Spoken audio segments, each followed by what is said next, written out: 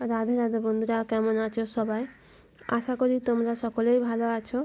সকাল সকাল বাসি কাজ সেরে চান টান করে চলে এলাম আমার গোপাল সোনাদেরকে তুলে তাদের মুখ টুক ধুয়ে খাইয়ে দিয়েছি। তারপর সোয়েটারগুলো খুলে দিয়েছি। তারপরে এবার চান করাবো। গরম গরম জল, কলের জল গরম নিয়ে এসেছি। এরপরে গোপাল সোনাদের চান করাবো। বড় গোপাল সোনাটা চান হয়ে গেছে, এবার ছোট গোপাল সোনাকে চান করাবো।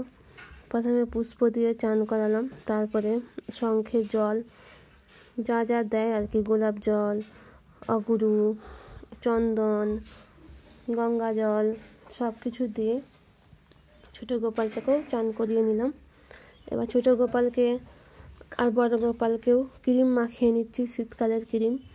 প্রথমে বড় গোপালটাকে চান করিয়ে ক্রিম টিম মাখিয়ে জামা টামা পরিয়ে বসিয়ে রেখেছি, আর ছোটো গোপালটা সেবা করছি, তাকেও মাখিয়ে নিলাম,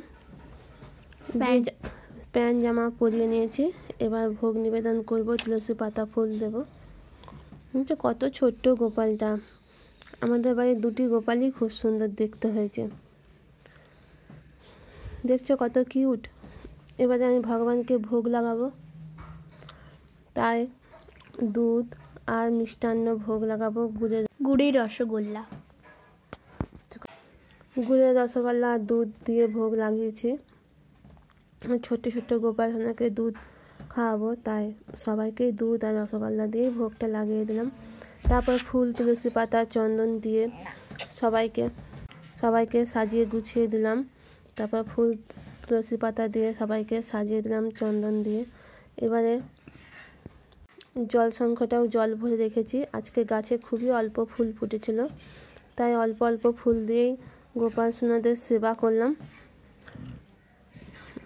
এবারে আরতিটা সেরে নিচ্ছি। প্রথমে ধূপ, তারপরে প্রদীপ, তারপরে শঙ্খ, নুমাল, আয়না সব কিছু দিয়ে আরতিটা সেরে নিচ্ছি। দেখো আমি এইভাবে আরতি করে নিই।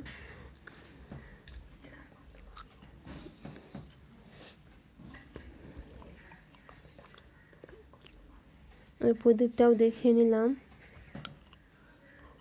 শঙ্খটাও দেখিয়ে নিচ্ছি, আয়নাও দেখিয়ে নিচ্ছি। তারপর নুমাল দিয়ে আরতিটা কমপ্লিট করলাম। তারপরে শাঁখ বাজিয়ে দিচ্ছি। এখন যেহেতু শীতকাল, পাখা দেখাতে নেই, তাই পাখাটা দেখালাম না। শাঁখ বাজিয়ে দিচ্ছি। পুজো কমপ্লিট। এবার ভগবানকে ভোগ খাইয়ে দেবো। ছোট্ট গোপাল সোনাগুলো খুব খিদা পেয়েছে, ওদেরকে ভোগটা খাইয়ে দিই। খাইয়ে দাইয়ে তারপরে আমি চলে এলাম ছাদে তুলসী গাছে জল ঢালতে। দিয়ে তুলসী গাছে জল ঢালার পর সূর্য দেবতাকেও জল দান করলাম।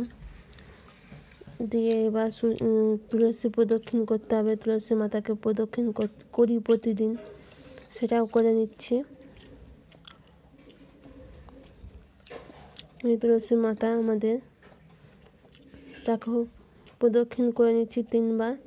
প্রথমে বলতে হয়, প্রদক্ষিণ মন্ত্রটি হচ্ছে জানি কানি চ পাপানি বুম্ব হত্যাদি কানি চ তানি তানি প্রাণ শান্তি প্রদক্ষিণী পদে পদে।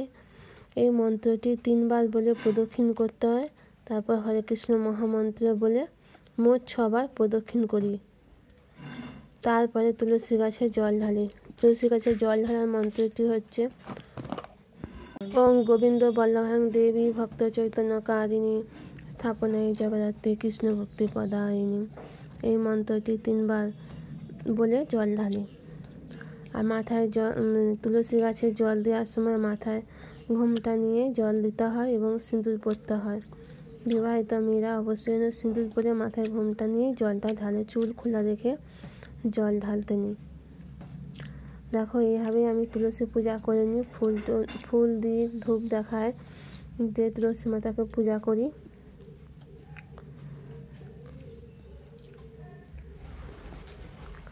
যারা যারা আমার এই ব্লগটি দেখছো অবশ্যই কমেন্ট করবে, তুলসী মাতাকে কমেন্ট করবে, রাধারানীকে কমেন্ট করবে। সবাই ভালো থাকো, সুস্থ থাকো। এইভাবেই আমি আমার ব্লগটা শেষ করছি। তোমরা সকলেই ভালো থাকো, সুস্থ থাকো। পরবর্তী ব্লগগুলো খুব ভালোবাসা দিও।